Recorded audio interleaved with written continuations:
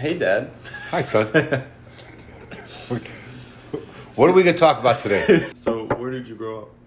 I grew up in Garfield Ridge, the Vidham Park neighborhood in Chicago, Southwest Side, very close to Midway Airport. I went to a little grammar school, Catholic grammar school, called Our Lady of the Snows, where I had the fear of God beaten into me by God's little helpers. And I went to high school at Curie High School, so which is at Archer and Pulaski on the southwest side of Chicago. And you were born in 62. 62. So that means it was around the 70s by the time you're going to middle school, elementary school. Yeah, no, it was 68 is when I would have been starting first grade. Mm-hmm. And I graduated in 76 from grammar school, graduated in 80 from high school. So yeah, I was really a child of the 70s. You know, that was the prime growing up time. What like social differences were there back then than there not is here now in the modern time? Social differences. Yeah. Well,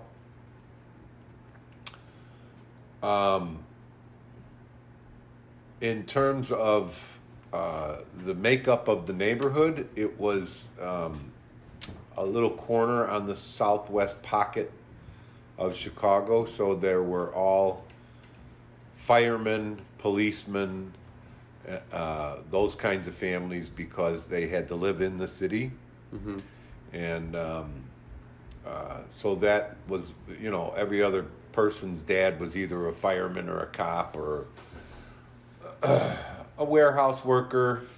I don't know if it's social, but like in terms of class or caste, Mm-hmm. I had friends. Danny's dad was a shoe salesman at Tom McCann.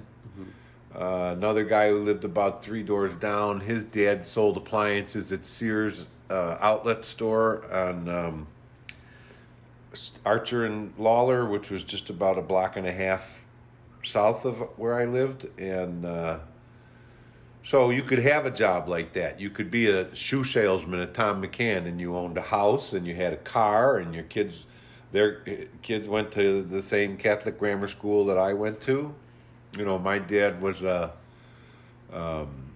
same thing with the appliance salesman, house, car, etc. So the wives didn't work. Mothers were mostly home at that time. I remember Charlie Lavelle was my good buddy who lived about 3 houses the other way, and his mom was the only single mom on the block.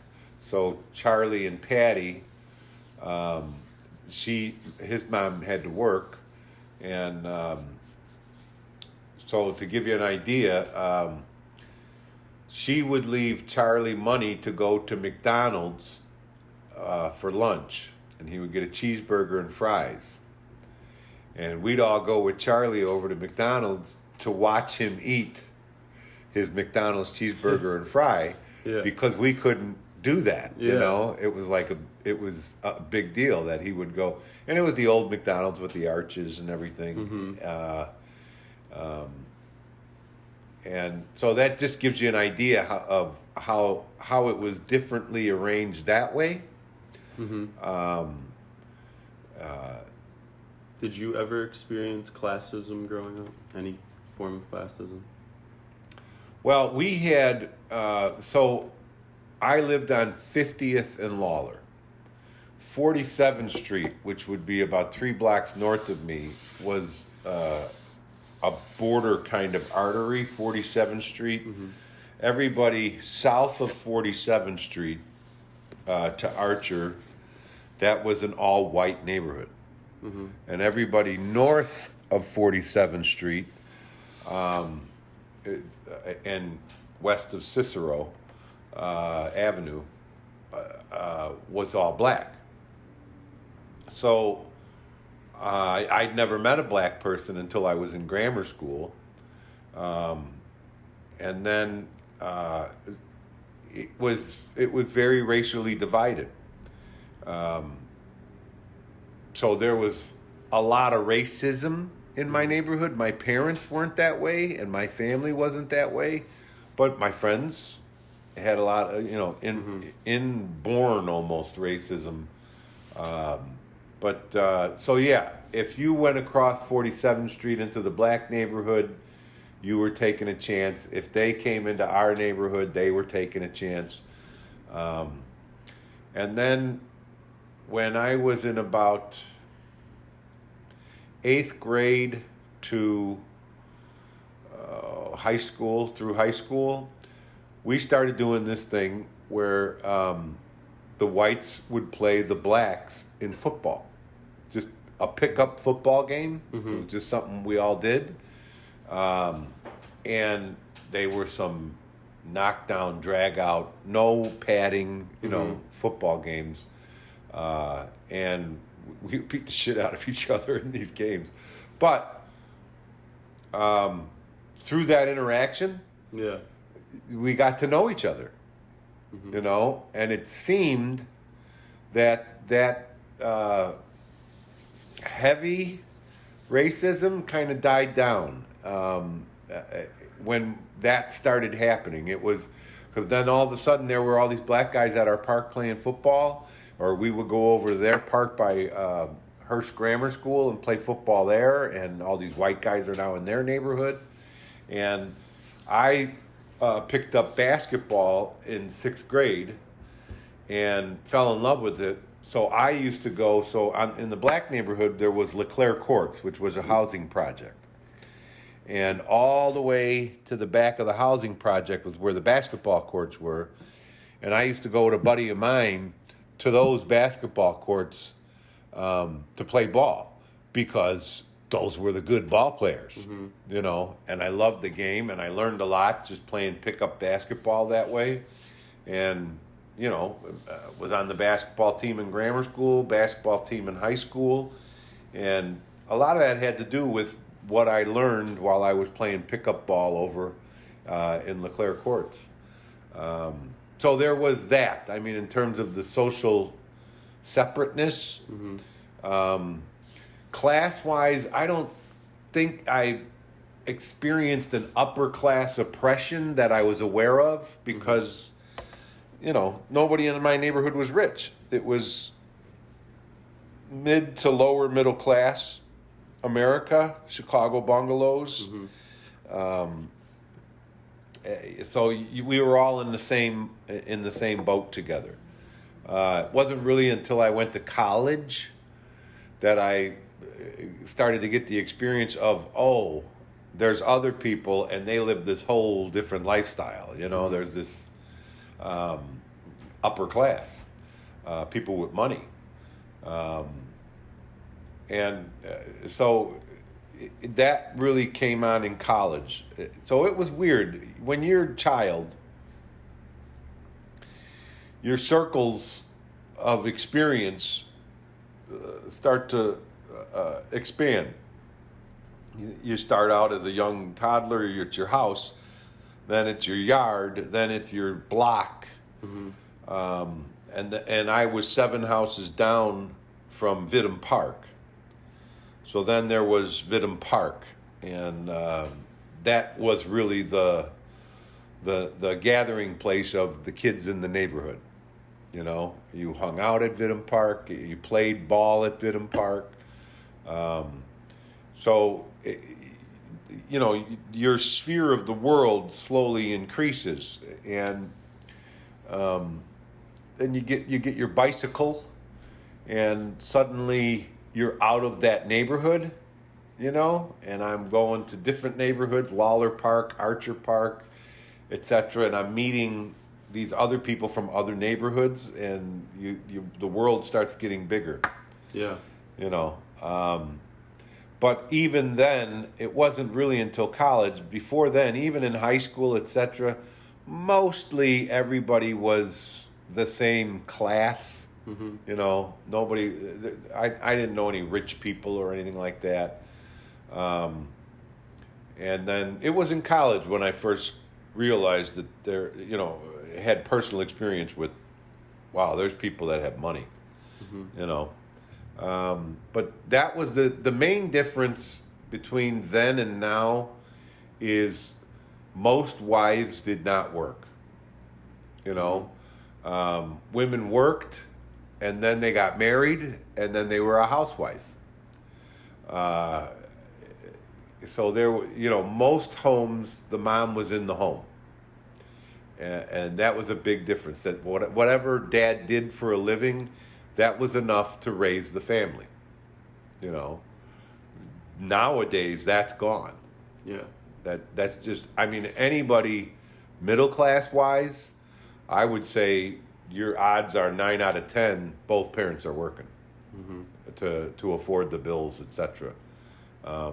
Which gives it a different family dynamic, gives it a different neighborhood dynamic. Because when you were out in the neighborhood, when I was a kid, you didn't have to worry about just your own mother, but all the other mothers. And there was the communication network. If you got caught doing something in the park, it was going to get back to your mom. Mm-hmm. You know, so that's gone. The way I see it. As an adult now is there's not so much of that neighborhood feeling that where the people all interact and communicate with each other. Now it's a place where people live, but everybody, like you were saying a little bit earlier when I was asking you about living here, Mm-hmm. and you were saying, well, I shower and sleep here, and that's kind of like what life is becoming for middle class. You're out there working your butt off, and you come home to unwind for a couple of hours, go to sleep, and then get up and go do it again the next day.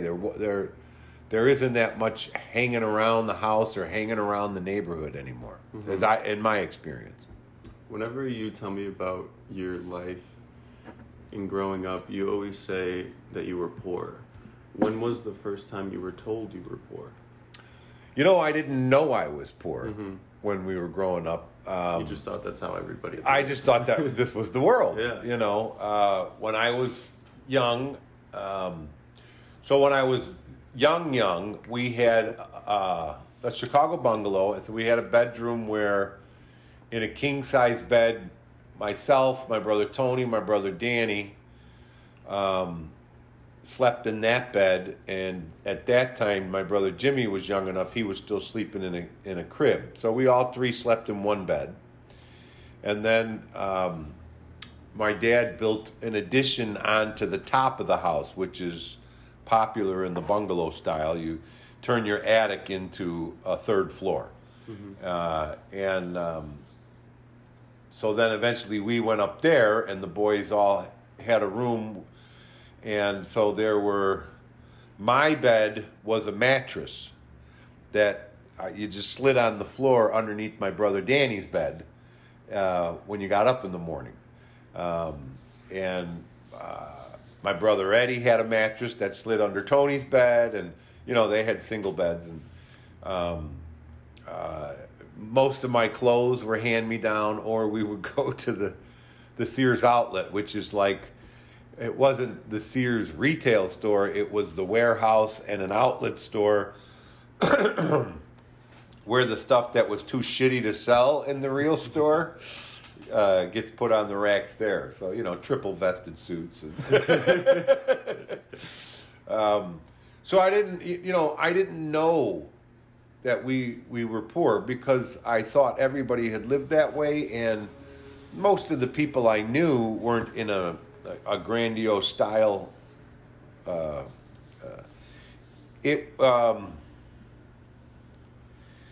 think when did it start dawning on me that we're poor? I guess I think that it was really television. You would see something on television about somebody living an opulent lifestyle, or a show about that or something like that. and you would, at first you would think, well, this is just a story, you know what I mean? And then you start realizing that, oh no, people are really living like this. Well, it was just interesting to me that you said that the first time you think you realized that you were poor was through television. Yeah, Especially with this class and how this is about how media affects these different isms exactly. that we all talked about. So think about it now, when, say with radio or TV, when that first came out, it was a gathering thing. The family gathered around that radio. The family gathered around the TV. So when I was growing up, it was still that way. We had one TV in the house, and it was in the living room. And at that time, there were 3 major networks. They all went off the air sometime around midnight, So if there was something to watch, the family gathered in the living room together and watched television together, whatever that thing was you were going to watch, or a baseball game or what have you. And everybody was watching the same thing because there was only 3 channels. Okay? So when you went to school, You talk about you talk about what was on TV last night, and everybody is having that shared experience. So media was a collective. And then what it is morphed into now is, I think, more of a separating thing. You have a TV in almost every room in the house. Everybody's watching their own thing. You got 300 channels of crap to choose from. So, if you're going to have that water cooler talk, there's very little things like Game of Thrones or Sopranos or something like that catch on that everybody watches or a majority of people watch, and you talk about it. So that shared experience, that shared societal experience that media used to present, now is a separating experience. And so children are playing with their games or watching their own video or etc. It's become the babysitter, for younger children. So I think that there's been that kind of a morph as technology has advanced, become more affordable and accessible. It's I don't know if it's too many choices or whatever, but it's not the gathering force. The family doesn't gather in the living room anymore. No. Even in our own home. My mom and I would be in the living room watching TV or something. You'd be in your room doing your thing on your TV. The girls would be in their room doing their thing on their TV. So it was a dividing thing. It became a dividing thing. Yeah. I think there's going to be another big change in media. I think that it's the big change that gets us back to where we were. Someone's got to come up with an idea where media becomes a collective again. Because, look at it as those circles of influence get wider and wider. Now that's where we are really as a nation. Is there's not this collectiveness.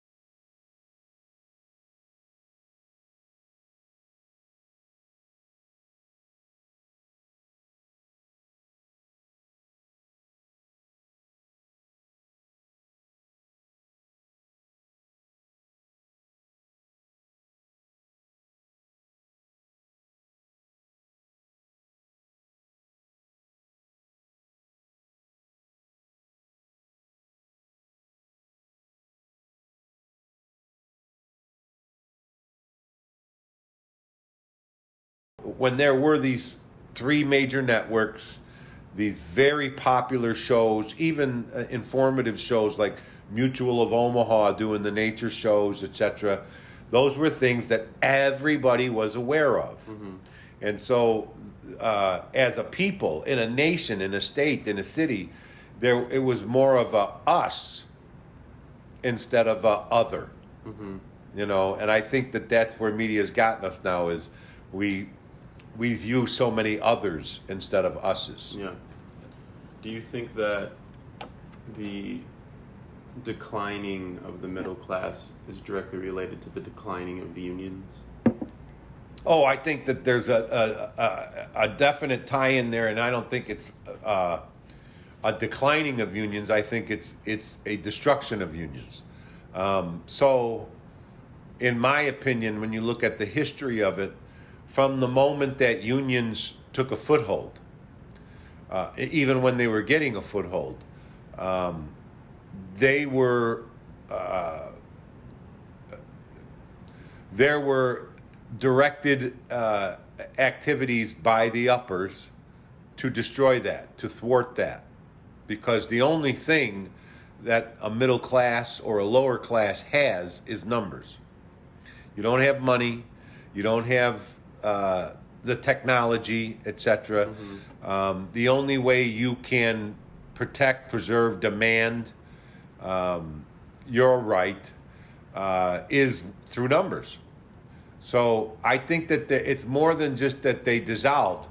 There was, through the media, a concerted effort to demonize union, you know, with the wonderful right to work states and stuff like that, which are really right to work for less states. Introducing the idea into the masses that unions are a bad thing, when they are not. I mean, certainly the structure of a union can become corrupted just like any other man-made thing, but the idea of a union itself, when the unions were strong and the middle class was strong, America was the biggest producer and definitely the strongest and most influential and powerful nation in the world. Now all we are is a bully who will drop bombs on you if you don't listen to us. We because the unions were destroyed, not just vanishing because it became passé or something, because they were targeted and destroyed. Manufacturing is no longer, we're not the world's manufacturer anymore like we were. So because the unions lost their power or had their power taken away from them, all that manufacturing has left the country, which would never have happened. And Okay? it'll never come back. No, it's not going to come back. So these phones and these cameras, etc., that we're buying, if you went to the source of it, okay, it would turn your stomach. The people, the conditions under which they live and work in order to make these telephones, and then go further to the source, go to where they're digging up the resources for it to make the computer chips, etc. And they're getting those raw resources out of the ground. Go see what they're doing. They have children, okay, working 12, 14, 16 hours, digging in the ground, digging in tunnels, etc. In third world countries, working children to death so you can have a cell phone because it's cheaper. Okay? So that to me, all of that is a direct result of the loss of the power of unions in this country, mostly in this country, because, I mean, it's happened worldwide, but the American union movement in the 50s, 60s, and 70s was very powerful. And even in the 40s too, but it really, yeah, in the 40s, 50s, 60s, where it really takes hold and it really becomes powerful, we were the country. We were the world's manufacturer. We were the world's breadbasket. We fed the world, and we led in those kinds of ways. Now we lead because we have the coolest bombing jets and drones, etc. You know what I mean? Yeah. and as a result of that, we've become really a service economy.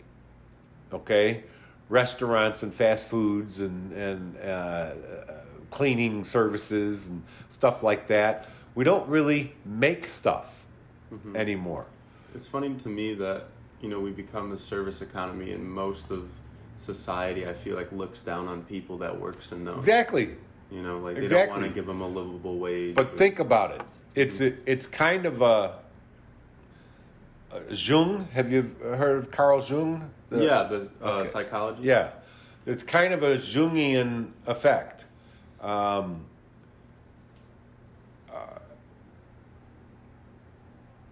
I project onto you that thing about me that I hate, so that I can hate it in you instead of in me. So, I'm an attorney. In effect, I'm a servicer. I don't make anything, okay? I service you. Just like a waiter at a table services you, okay? You provide a law service. Right. But now I think because my service pays me a little bit more money, I can sit at that table and I can give you a hard time while you service me, okay? Because I think that I want to project onto you that you're not important, you're worthless, etc. So I'm speaking in the hypothetical I, because that's not me. As a matter of fact, I always take care of my service staff, waiters or whatever, because I understand what they're doing. I understand they're making my experience as pleasurable as can be. Or even if I'm standing in a McDonald's and the guy's behind the counter, I know that guy's working his fucking ass off. It's no fun, and he's doing it because he has to, and that somewhere up the chain, there's a district manager or a CEO who's making 50 times what this guy's making, and he's really the guy that's making it happen, But I think from a societal aspect, again, part of the media thing of separating us, and we all look at each other as others now instead of us's, there's that we feel separate from that service economy when we're really not. And so and you just project your disdain for that. But I think that that's really a national disdain. I think we all hate what's become of our country. We all see it. We don't want to talk about that elephant in the room. You know what I mean? We want to instead blame the guy who's pointing out the elephant instead of fixing the elephant.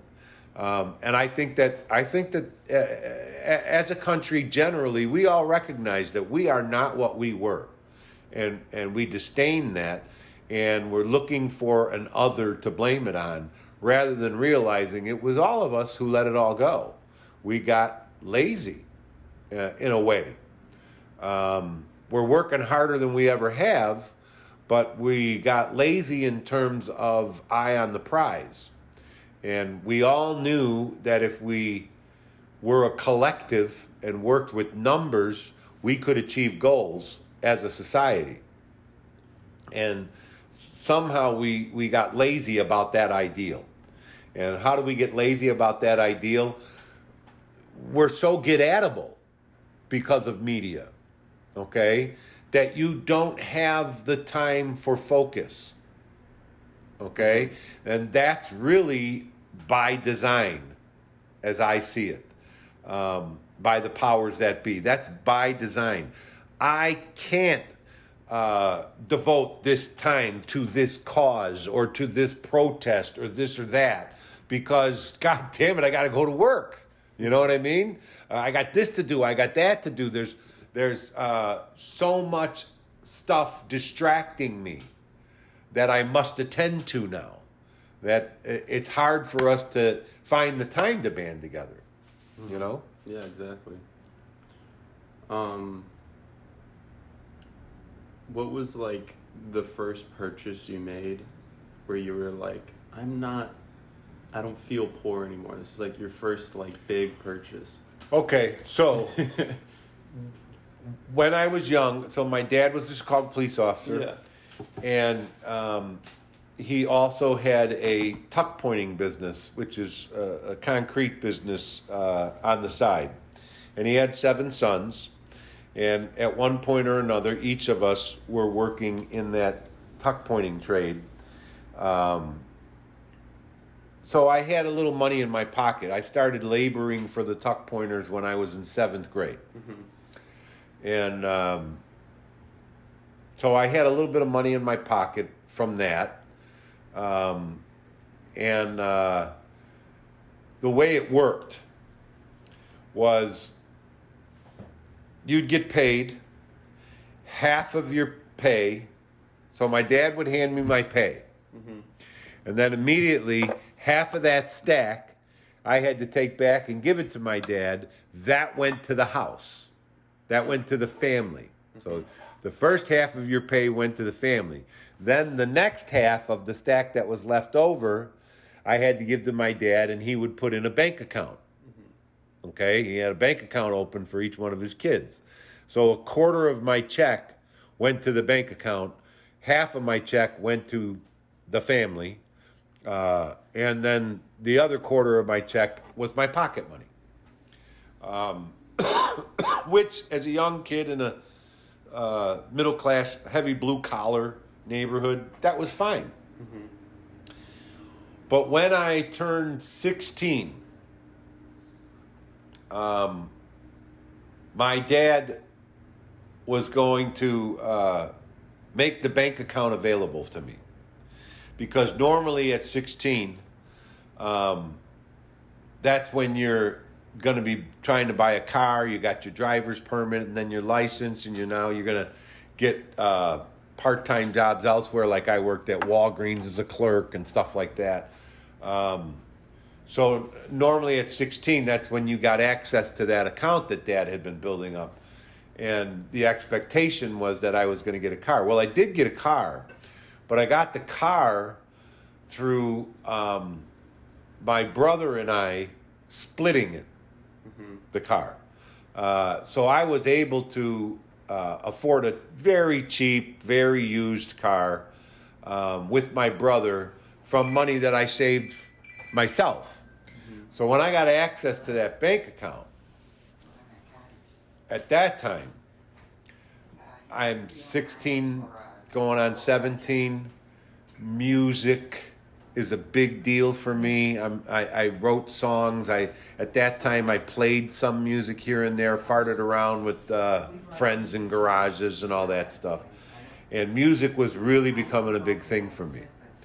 And at that time, to have your stereo setup, your multi-stack setup with your tuner, your amplifier, your turntable, your tape deck, etc. That's the first real thing, that I bought. I bought this just kick-ass stereo system with 3.5-foot floor standing Studio Master speakers, that 15-inch woofers, just really a decked out stereo system was my first real big thing. And I researched it, and I wanted to make sure I got the coolest thing and the right thing and the best sounding things and the right amp and blah, blah, blah. And so that was the first thing. And that was about 16 going on 17. And I spent that money from that savings account that my dad had set up on this. And now you have to think, when I'm 16, so that's 78.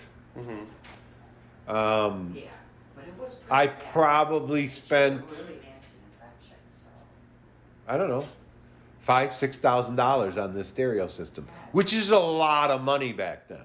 A lot of money. Yeah, if you account for inflation, that's like... Yeah, it was a lot of money. And it was a very nice stereo setup. and I had it. As a matter of fact, I had those speakers. You still have parts of that to this day. Yeah, I have the 8-track player. I still have from that. And because I've got all those 8-tracks, and you can't go get an 8-track player anymore, you know. So I always save that. The speakers themselves, I know I had them in the house where you were raised, but I can't remember if we still had it when you were born. I know we still had them when the girls were born. But I think we replaced them before you were born. And what was Grandpa's reaction to that purchase with all the money he saved up for you? He actually helped me. Really? Yeah, he actually helped me. So I had my heart set on a certain type of receiver, and he came with me to the store. I don't think it was a Radio Shack, but it was that kind of a store. It was a stereo store, and he came with me, and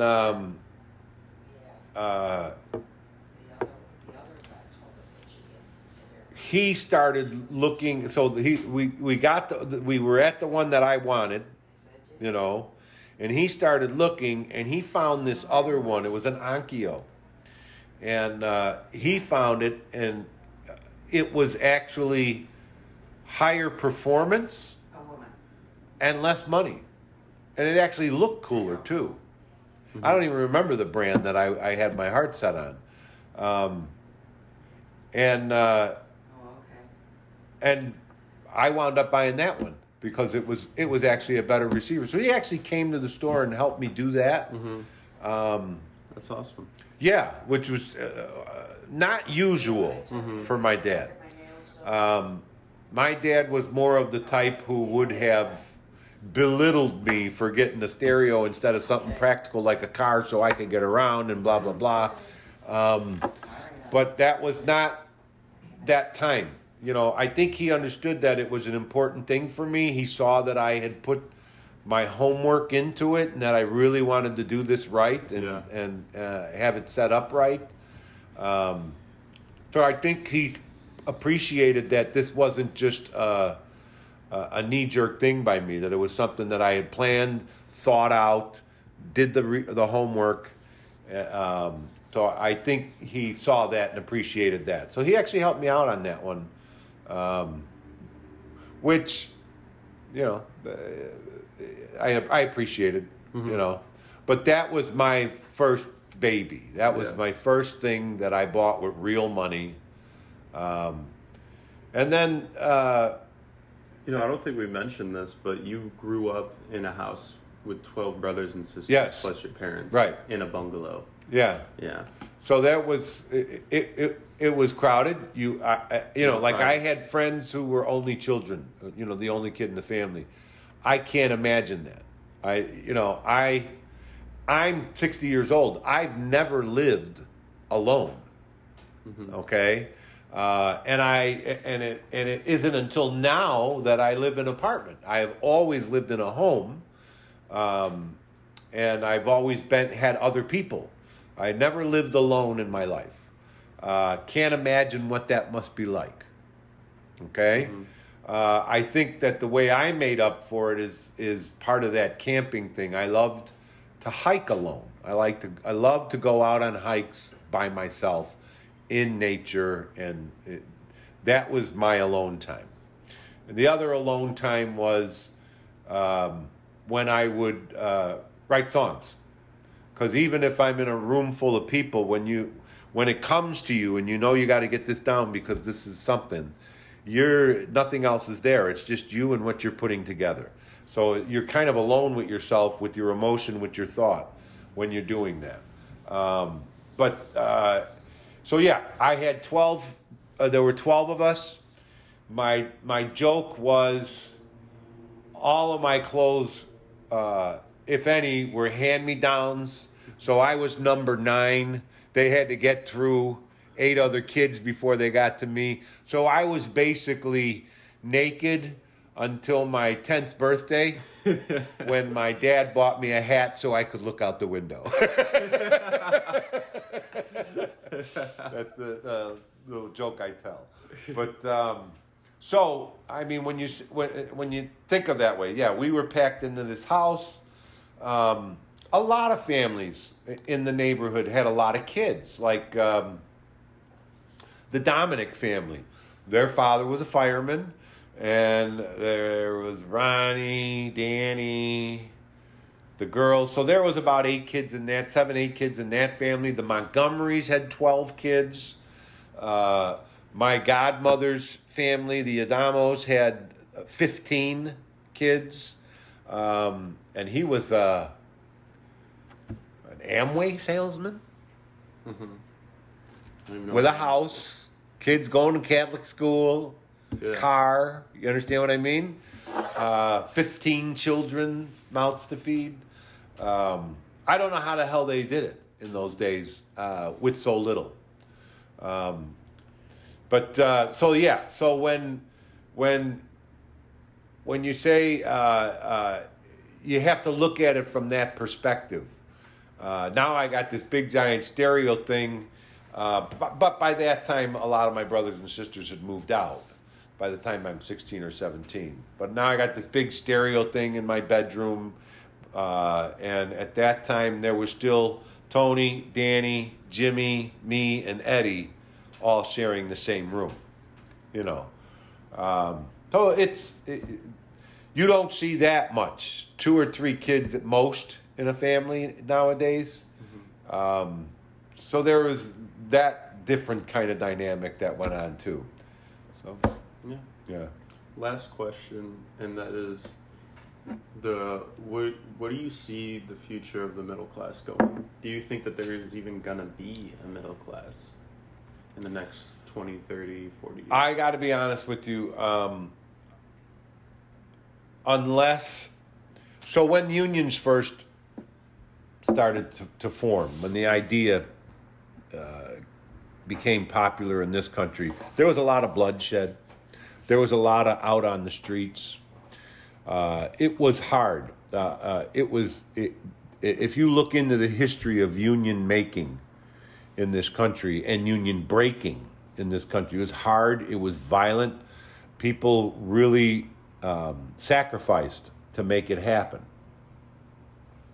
Then when we got the unions, we got so flush in the middle class in this country that a guy at Tom McCann could raise his family. You understand? Which I guess the kids of my generation, you were born into this comfortable lower middle class life, and you thought that it's the way it's always been. You know, It was always this way. You didn't realize that 50 years ago people fought, blood, and died to create this.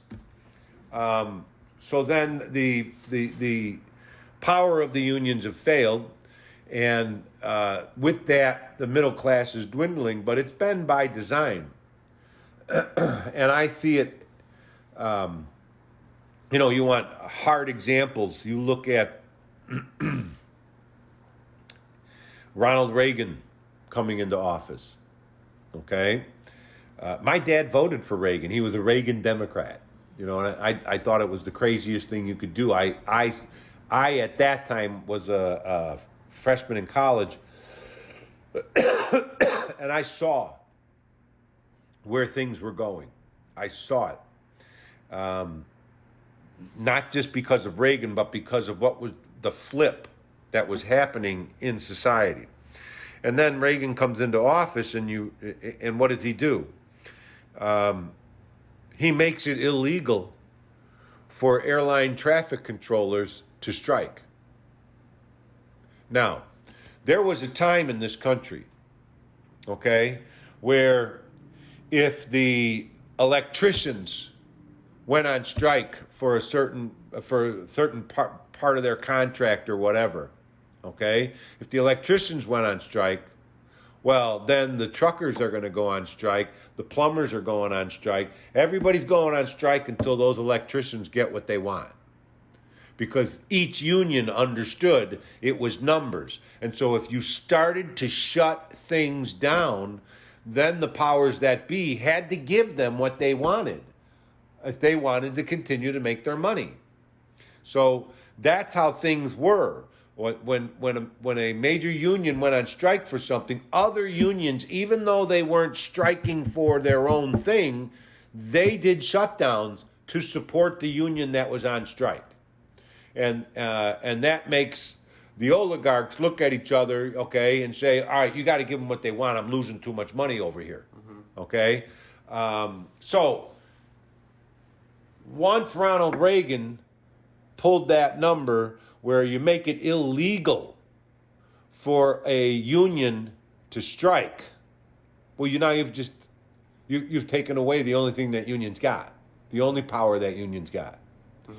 And because the rest of the unions, we were in a tough economy at that time, because of the rest of the unions didn't rise up and say, F you, we're shutting down this country. Okay, don't let them strike, but the rest of the country's going to shut down until they get what they want. Okay? That didn't happen. And so now, for the first time, the oligarchs realize we can do this. Okay? Now, that goes on and on. Not only can I say it's illegal for you to strike, but in this state, I can say you can't even make a union. It's a right to work state. So even if you have a union, we're going to let people go work at that shop and they don't have to join your union, but they still get to get all the benefits of the union that your union is paying for to weaken the union. Okay?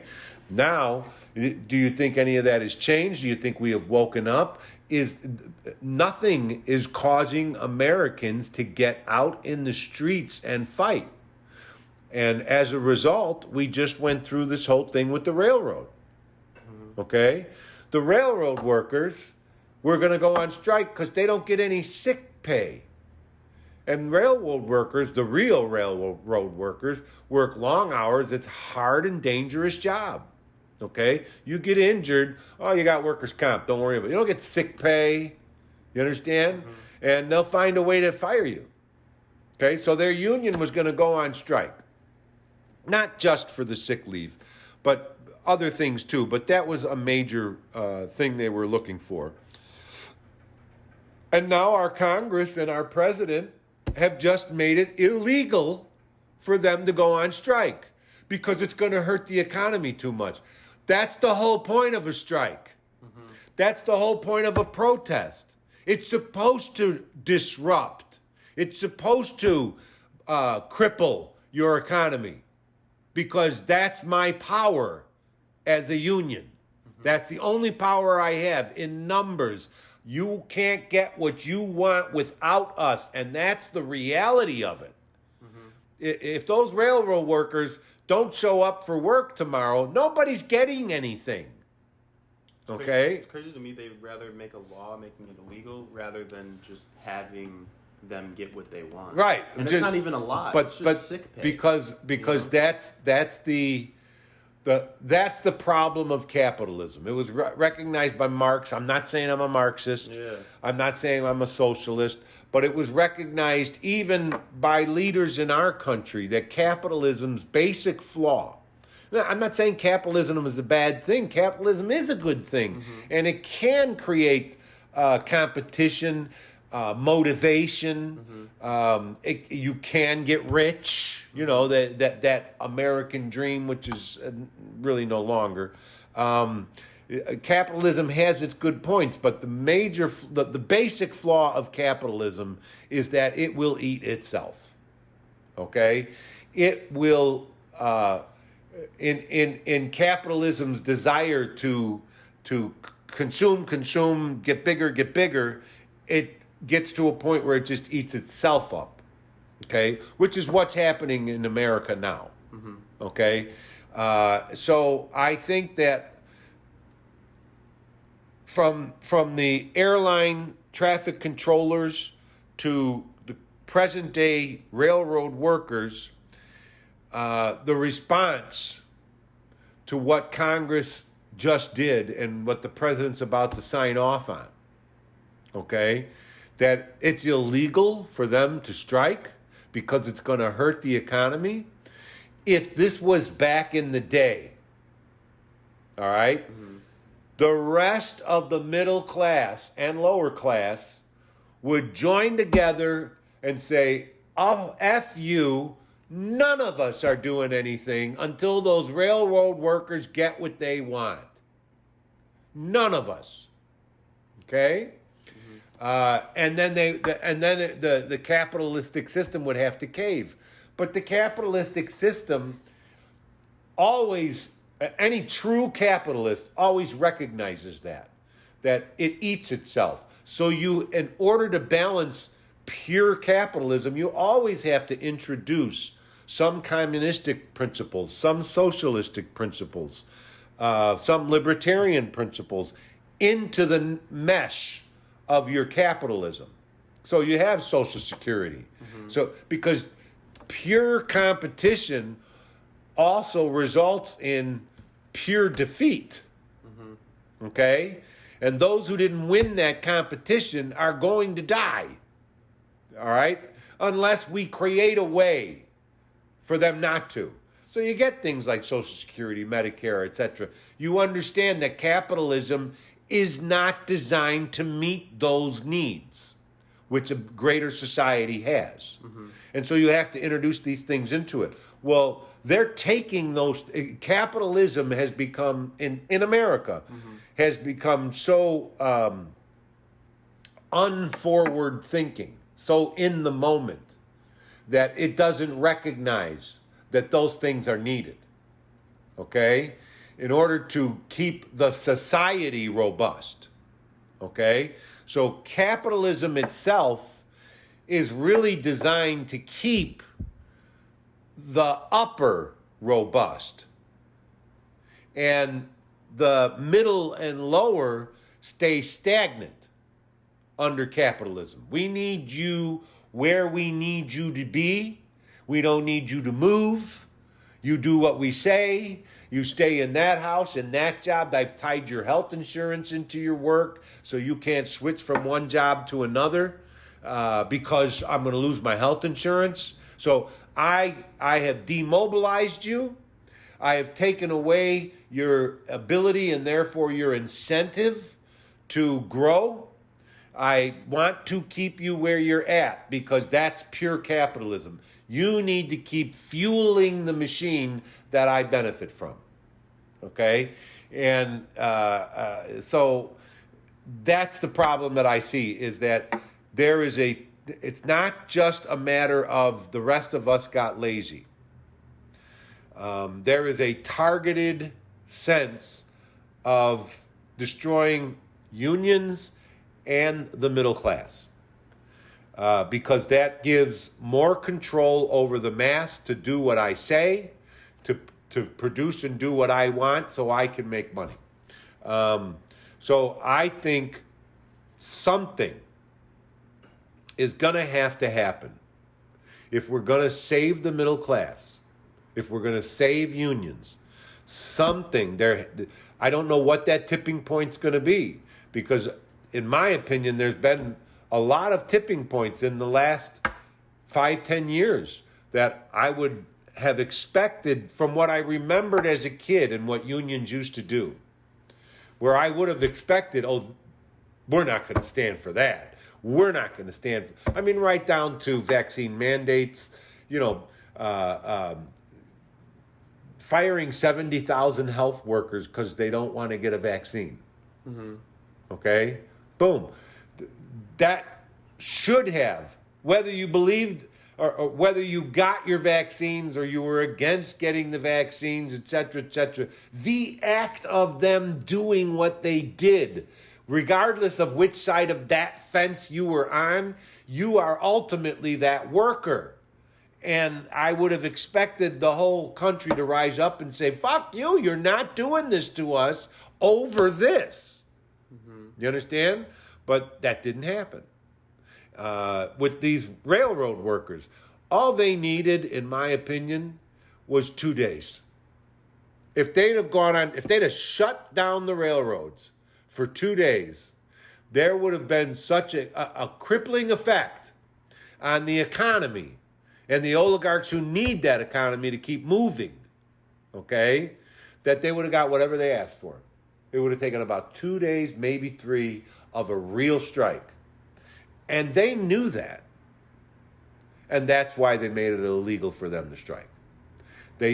So, in my opinion, when that happened, when they were making it illegal for them to strike, every other union in this country, every other worker in this country, we should have flooded the streets. We should have shut it down. We should have protested. Enough is enough. But it hasn't happened. So I don't know what the tipping point is. I don't know where it's at. But if we're going to save, we're not going to save the middle class or unions. We're not going to do that by voting. Okay? It's not going to happen. Any political change that results from changes in the metrics of voting, okay, requires a decade, 2 decades to occur. Okay? That's not going to solve the problem we're in. And so I think that the only way we can fight to get back that middle class, that robust middle class, is that the people who are losing their status as middle class have to get out there and fight. I mean, if you think about it, if there were 100,000 people in Chicago, New York, L.A., name a couple other big cities, just 100,000 people every day out on the streets in those major cities, things would start changing. Mm-hmm. Things would start changing because you can't ignore it. Okay? And whatever that message is that those protests are bringing, or whether they be strikes, it's going to start to spread. It's going to start to take hold. And people are going to realize, oh yeah, this is where our strength comes from. We're us, not other. Do you know what I mean? Yeah. So that's how I'd see the middle class. All right, Dad. Thank you. Okay. That was really fucking good.